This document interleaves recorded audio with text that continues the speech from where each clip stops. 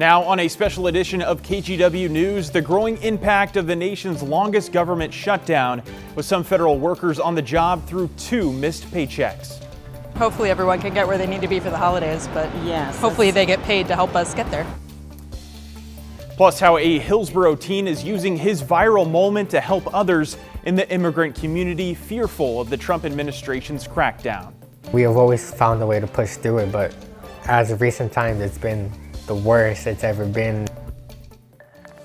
And thanks so much for joining us on this special edition of KGW News. I'm John Adams. It's day 39 of the government shutdown, and today 15 flights going in and out of PDX were canceled. More than 1,000 flights were canceled nationally, and the U.S. Transportation Secretary says more cuts are on the way if the shutdown doesn't end soon. Jake Holter went to the airport to see how the Port of Portland is trying to ease the pain of federal workers. 2 donation bins are now set up in the new main terminal for folks to donate non-perishables and household essentials to the impacted workers. Well, it's really a shame that it has to get to that point. I think it's a shame that we need them in the first place. Passengers at PDX reacting to the airport's new donation bins for federal workers. Air traffic controllers and TSA agents have now gone nearly a month without pay. I can't even imagine. Most people, I think, in this country are only a paycheck or 2 away from being homeless ourselves, and then here's people going through a month without pay and still showing up to work. That's a level of dedication and fidelity that you just can't expect, really. And I said we should have brought a card for them. I wonder how we could do that. And she told me, put it in the mail. I said, of course. Yeah. But we didn't know there were donation bins, so that's nice to see that. Oh, yes. Yeah, so when we come back, we could leave something. The donation bins set up by the Port of Portland are located pre-security by the stadium stairs in the new main terminal. Non-perishable foods and household essentials are the items being requested. Cash, clothing, and anything used will not be accepted. This is a hard time to go without. It's very important that people do donate to these things, and I'm glad they exist. In Colorado, the city of Denver has put forth a proposal to pay their air traffic controllers themselves. However, the Port of Portland tells us there is, quote, no existing mechanism that allows them to pay any federal employees working at PDX. They've been working overtime with no pay, and we really rely on them for safety. In response to the safety concerns, earlier this week, Transportation Secretary Sean Duffy announced that 10% of flight traffic would be cut at the nation's 40 busiest airports. We're trying to prevent the pressure that we now see building in the system. Some worried about what it could mean if the government is still shut down over the holidays. And hopefully everyone can get where they need to be for the holidays, but yes, hopefully they get paid to help us get there. Jake Holter, KGW News. The Senate held a rare Saturday session aimed at finding a way to end the government shutdown. On Friday, Senate Democrats voted to block a bill that would pay federal workers during the shutdown. They're blocking attempts to reopen until Republicans agree to a 1-year extension of Affordable Care Act tax credits. Today, President Trump said he is unlikely to compromise with Democrats. And we continue to track the fight over SNAP benefits. On Friday, the U.S. Supreme Court issued an emergency order temporarily blocking a lower court decision which required the Trump administration to fully fund SNAP benefits for some 42 million Americans. However, some states, including Oregon, have already sent out the money for benefits. Here's how this all unfolded. After a federal judge made the ruling, an appeals court declined to immediately step in. So Supreme Court Justice Ketanji Brown Jackson issued an order that paused the requirement until the appeals court can figure things out. The Trump administration, now on day 40 of a government shutdown, argued that it doesn't want to spend more money than it has available in a contingency fund. Meanwhile, Oregon leaders say benefits have gone out and there will be no clawbacks. We'll continue to keep you posted. I'm scared for my parents to walk out their house because I might not be able to say goodbye to them if they go to work. A Hillsboro teen's passionate plea for help at a city council meeting on Tuesday night has reached millions of people on social media and is spurring change. Now, Manny Chavez is using his moment in the spotlight to help families in the community who have been impacted by ICE agents. We are getting treated like animals because people judge us by the color of our skin and the way that we talk. That's 14-year-old Manny Chavez addressing Hillsboro City Council on Tuesday. Members of the community spent hours that evening sharing testimony about the impact ICE is having in the area. I'm tired of telling my mom and dad every day after school that, have you seen the new video of ICE pulling someone over because the color of their skin? I'm tired of everything. Manny tells us he didn't even plan to speak that night, but was moved by others that spoke before him. The very next day, I saw I had over like 100,000 views, and then it just kept going on and on from there. Manny's testimony has now been viewed millions of times online. Stories like his have inspired city leaders to make changes. My proposal is focused more on a long-term solution and not a short-term band-aid. Hillsboro City Councilor Christian Salgado introduced a plan on Tuesday night to create a civil and human rights office within the city. I believe that if we show to the world that we're willing to invest in civil and human rights at the city of Hillsboro, that's going to influence the way that ICE operates in our city. And every Latin or Hispanic person, no matter if they have citizenship, they've been getting harassed for no reason. Since his viral city council moment, Manny started a GoFundMe page to raise money for people in the community impacted by ICE. Donors have given nearly $13,000 in just 2 days. Being known as someone that spoke up for the community is pretty cool. And earlier this week, Washington County Commissioners issued an emergency declaration freeing up $200,000 to go to organizations helping the immigrants in the community. All right, turning now to weather. It was a gorgeous fall day with bright, sunny skies to match the fall foliage across the Pacific Northwest. Meteorologist Joe Ranieri has more on what's in store for the rest of the weekend. Joe, just how long can we expect to see these conditions sticking around? Well, I can tell you this much, John. We're going to be staying bone dry a good portion all weekend, but all the way into basically the later part of next week. So thanks in part to the ridge of high pressure. And here's that ridge of right now that's going to be developing over the next couple of days. There is a system out here in the Pacific that could be bringing in some light showers along the northern Oregon coast, potentially into Monday. But for the most part, we're going to be dry over the next couple of days. We're already looking at above average amounts of rainfall. And earlier today, we were above average for our daytime highs. Tomorrow, though, there will be some areas of dense fog and even some patchy areas of fog here locally in the metro area, but more prevalent as you get out of the downtown area. I think there'll be more dense fog throughout the central and southern part of the Willamette Valley. Staying dry, we will have those high wispy clouds tomorrow. It's not going to be all sunshine, but it will be very windy the closer you get into the Columbia River Gorge. It's going to be dry over the next couple of days as well. Tomorrow, areas of fog to start things off, but daytime highs in the low 60s, so just above average for the early part of November. I'll talk more about your detailed forecast in just a few minutes. All right, Joe, we'll see you soon. Thank you. We have a health alert tonight over the outbreak investigation of infant botulism. The FDA says certain lots of By Heart Whole Nutrition infant formula may have been infected. It's after more than a dozen cases were reported in 10 states, including one in Oregon and one in Washington. If you see either of one of those lot numbers on the bottom of your can, toss it out right away. Multnomah County Animal Services is calling on the community to visit and adopt a pet. They say the Troutdale facility is over capacity with dogs, with intake outpacing adoptions. Right now, Animal Services is not able to take any surrenders. They're asking those in the foster program to reach out to possibly taking a dog temporarily to help out with capacity. The Red Cross is working to save lives ahead of the holidays. Volunteers gathered for the Sound the Alarm event, where roughly 40 homeowners in Portland's Maywood Park and Park Rose neighborhoods had them installed today. The Red Cross says this campaign has helped save more than 2,500 lives since it was first launched in October 2014. This time of the year is super vital because this is when home fires really increase, because people are plugging in their space heaters, people are cooking more at home for the holidays, so home fires increase. And we know that on average in the months of November and December we respond to about 120 home fires. So that's about a 20% increase to our normal cadence. You can sign up to get your free smoke alarm by going to redcross.org/homefire.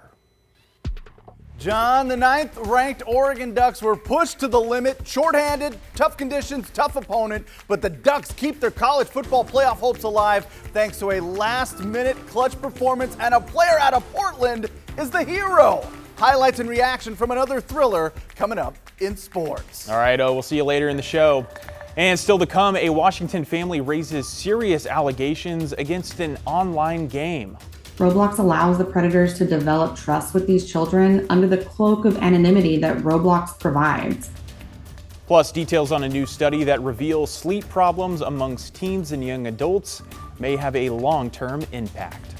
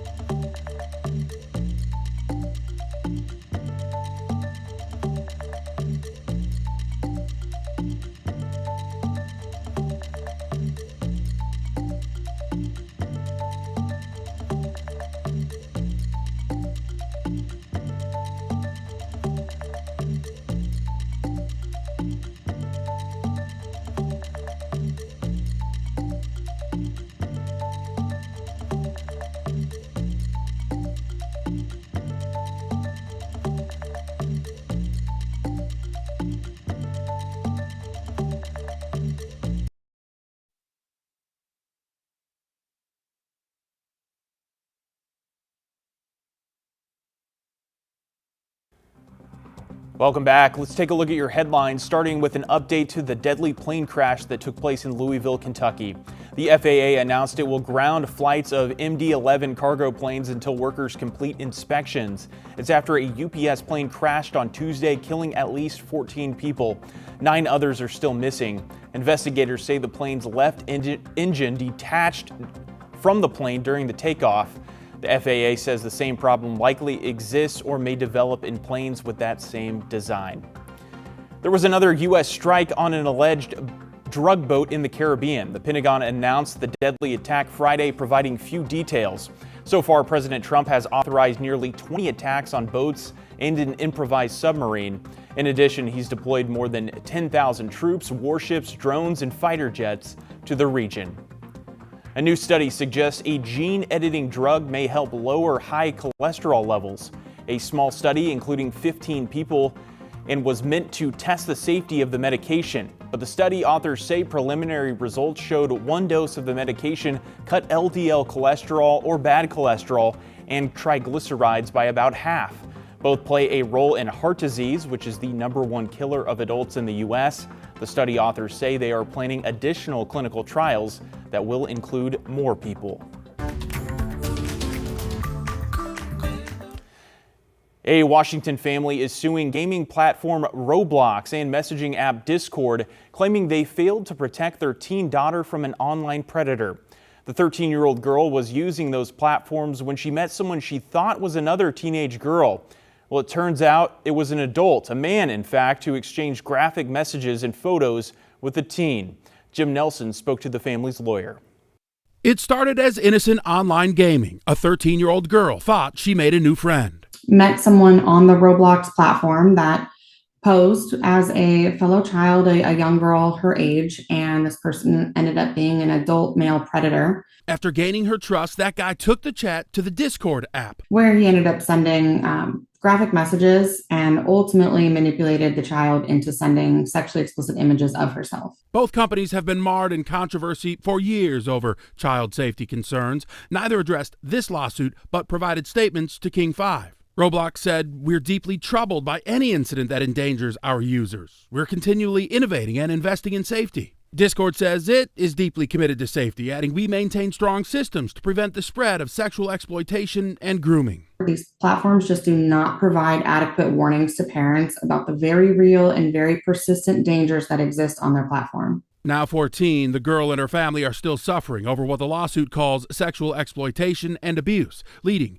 to emotional distress, psychological trauma, and mental anguish. They've all been experiencing, bouts of depression and anxiety, a lot of humiliation and shame. The unknown predator hasn't been charged, but the family wants accountability. We can never undo what happened and the harm that was done, but hopefully we can, find some way to make them whole. That we're trying to force systemic change on Roblox and these platforms, really to make sure that this doesn't happen to anyone in the future. A new warning tonight about teens with poor sleeping habits. Researchers from the University of Oregon and the State University of New York say teens and young adults with sleep problems, including snoring, are showing signs of a biological wear and tear at an earlier age than expected. Researchers say signs of stress or dysregulation known as biomarkers may reflect a teen's increased risk for anxiety, depression, and hypertension later in life. The study found frequent snoring was common among teens with biomarker changes and could put them at risk of sleep apnea. If you notice that your teen is having snoring, loud snoring, or pauses in breathing during sleep, go see a primary care physician who can or a sleep medicine specialist who can do diagnosis and intervention for that. Researchers say diagnosing biomarker changes in teens can help identify their possible risk of disease early in life. All right, time to talk weather and a very beautiful Saturday. Gorgeous. It was a little kind of soupy earlier this morning, but those clouds burned off pretty quick, John. And we saw a very lovely day with temperatures in the upper 50s, low 60s throughout the metro area. Tomorrow could be a little bit warmer, but just not as much sun. There's going to be some high clouds rolling through. Regardless, we're going to be seeing dry conditions. The first dry weekend from beginning to end in just about a month. Downtown Portland right now, overcast skies with temperatures in the upper 50s. So as we look at your day planner for tomorrow, throughout the early morning hours, there will be some areas of fog. I think it's going to be more prevalent down in the central and southern part of the Willamette Valley. I talked about this at the top of the show. By late morning, we're looking at the temperatures in the mid 50s, areas of sunshine, and then we'll be looking at sunny skies throughout the late morning, early part of the afternoon. But by, I'd say 5, 6 o'clock, kind of during the dinner hour tomorrow, we will be seeing some clouds increasing, but we stay dry. This ridge of high pressure is going to be with us over the next several days, but this is that upper level low that's going to kind of sneak through late tomorrow night and into Monday, impacting mainly along the northern Oregon coast. I don't really think we see much in terms of precipitation. If anything, it's going to be very light. So I'm still calling Sunday all dry, same with Monday and into the middle part of the week. So here's a look at the futurecast on the showing those clouds. You can kind of see some of those high clouds, kind of very a light gray on this model, but there's also going to be some areas of some low stratus clouds. That's just the fancy name for fog rolling through. And then by tomorrow night, like I said, by 5:30, 6 o'clock, those clouds will start to increase, but you're not seeing any green as we go into Monday morning. Still not seeing any green until the noon hour. I think it could be impacting you along the central Washington coast and along the northern part of the Oregon coast. And then looking into Tuesday, again, some areas of fog will develop, but we're going to be looking at more sunshine than anything else. And then I think for the most part, the rain will start to move through potentially as early as Wednesday night, late Wednesday night, but into Thursday will be a little bit on the drippier side. So clear skies overnight, but we'll start to see some of those clouds kind of increase throughout the later part of the afternoon. Over in southwest Washington now, from the Springs at the waterfront over in Vancouver, clear skies with a temperature of 50 degrees. And the winds are pretty light, but that's one thing that's going to be really picking up and will be in the forecast for tomorrow. So be aware of that if you're going to be out along the, maybe going for a hike throughout Multnomah Falls, looking at some breezy conditions. Gusts closer to the Gorge, Corbett in that area, we'll be looking at anywhere from 30 to 40 miles an hour. There's no watches or warnings because of the wind. It's basically going to be an afternoon event, and then things will really quiet down heading into tomorrow afternoon and the evening hours. November rainfall so far, it has been pretty wet. We're looking at a month today, over 2 inches of rain, 2.42. We're well above that for this time of year. And yeah, we'll be looking at some rain chances moving through, not really until the later part of next week. So we'll start to see the rain add up a bit. But if you're hoping for an early start to the ski and snowboarding season, it's not going to happen this year. They generally try to close in around mid-November, and looking at some long-range models, I think the snow level is just going to be too high, unfortunately. But hopefully by Thanksgiving, that could be a different story. We saw temperatures above average for this time of year earlier this afternoon, and tomorrow we'll be looking at low to the mid-60s in a few locations. John, we'll be seeing the winds really pick up. Monday is dry, and for Veterans Day, it's going to be partly sunny skies for those parades as well, especially down in parts of the central and southern part of the Willamette Valley, where they have a really big one over in Albany. We stay dry for Wednesday, and those showers return by Thursday. All right, Joe, be nice to have a couple of dry days. Thank you. Well, still to come on the show, the Oregon Ducks continue to fight for a spot in the college football playoff. Orlando Sanchez is going to join us with a rainy recap of their matchup on the road against the Iowa Hawkeyes.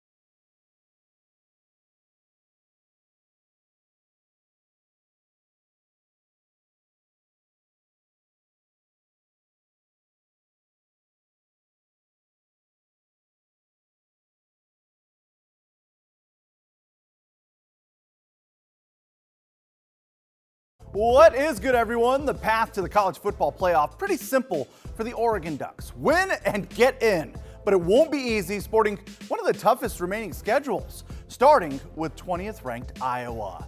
It was a rainy November afternoon in Iowa City, the Ducks' first trip since 1989. The bye week usually about getting healthier. Not Oregon. DeCorian Moore, Kenyon Sadiq both out due to injuries. Then Gary Bryant Jr. gets hurt. He had to be helped off the field. They're calling it a right leg injury. And this was a grind. Iowa had issues snapping the ball, cost them 2 points early. Dante Moore got picked off in the end zone. It was 2-0 after one quarter. The Ducks' ground game got it going. De'Aaron Hill Jr., a man on a mission, 19-yard TD. The Ducks rushed for 261 yards, almost matching Iowa's total yards. But the 20th ranked Hawkeyes put together a clutch drive in the fourth, going 93 yards, 12 plays, capped off by this Mark Gronowski TD. And the most aggressive 6-7 I've ever seen. Hawkeyes take a 1-point lead with under 2 minutes to play. Plenty of time for Dante Moore, though. And he makes the biggest throw of the game. On the money to Malik Benson. 24-yard pickup, putting the Ducks in field goal range. And the man out of Portland, Atticus Sappington, delivers the knockout. A 39-yard game winner. The Ducks survive, defeating Iowa 18-16. A gutsy performance from a shorthanded squad, moving to 8-1 on the season. Head coach Dan Lanning post-game with CBS. It looked like an old school Big Ten game today, didn't it? And I tell you what, our resilience, right, next guy up, the guy stepping up, unbelievable team we just competed with. They had no quit. Our team had no quit. It's kind of like who had it last is going to have a chance. And I love coaching this group, man. It's not supposed to be easy, right? This is what football's about. Teaches you adversity, this is what life's like, man. And our guys got to experience that tonight. Now, according to the Oregonian, Decorian Moore suffered a non-contact knee injury at practice this week. Coach Lanning thinks Moore is going to be okay, while Sadiq has been dealing with lingering injuries and wanted to give him a chance to recover. Quick turnaround for the Ducks. They'll host Minnesota Friday night. The Golden Gophers coming off a bye. The Oregon State Beavers in the hunt for a third straight win under interim head coach Rob Akey, hosting winless Sam Houston and the Beavs on top 17-0 in the second. We'll have highlights tonight at 11. The Portland Trail Blazers heading east for a 5-game road trip. First stop, Miami. And this was a back and forth game. Drew Holiday nearly messed around and had a triple-double. He was 1 rebound away. He dished out a dozen dimes. Well, Denny Avdia continues his all-star level tear. Turbo with 33 points, 11 boards, 8 assists. There were 11 ties, 19 lead changes in this game. But Miami better in crunch time. The Blazers couldn't buy a bucket, scoring just 4 points over the final 2 minutes. The Heat outlast the Blazers 136-131. Portland drops to 5-4 on the season. They'll visit the Orlando Magic on Monday. Another do-or-die match awaits for the Portland Timbers. Less than 24 hours until kickoff at San Diego. Fresh off a dramatic dub over San Diego last week, where Gage Guerra kept Portland's season alive in stoppage time and the Timbers won on penalty kicks? Well, they came out of that game extremely aggressive. Not their usual approach to a match. Head coach Phil Neville says the game plan might change again on Sunday. Can't just copy and paste every game. Games at home different than games away. So there's got to be another game plan that gets us the result that we want, and I think that that's the most important thing. The Timbers and San Diego square off tomorrow, 6 o'clock in San Diego. The winner will play Minnesota in the conference semifinals. And it's playoff time for the Portland Thorns. They'll host the San Diego Wave at Providence Park tomorrow. The Thorns earning the 3 seed following a dominant victory in their season finale. San Diego unbeaten in their last 4 against the Thorns. But Portland, not worried about it. We're in a good space and we're at home. That is always added excitement, added energy. We know we've got the best fans in the league. They've proven it again and again. And they'll be out in force tomorrow, and that will give us all the impetus that we need to go out and put on our best performance. This will be the 7th home playoff match in Thorns history. That's the most of any NWSL club. Match set for noon on Sunday. We will, of course, be rooting on the Thorns and the Timbers, but what got me about the Oregon game and the game on our air before we came on, Notre Dame versus Navy, we're starting to see some of that late fall. Welcome to conditions are going to be playing a factor now. Yeah. Well, not tomorrow if there's any football games, soccer games. We're going to be looking at temperatures close to the mid-60s. Again, we're going to be staying dry. There will be some areas of fog at times throughout parts of the metro area and kind of more in the rural areas of Washington County, but going into Monday, we're dry. For Veterans Day, we're dry. Rain returns late Wednesday and into Thursday. All right, thanks for joining us. We'll see you back here at 11.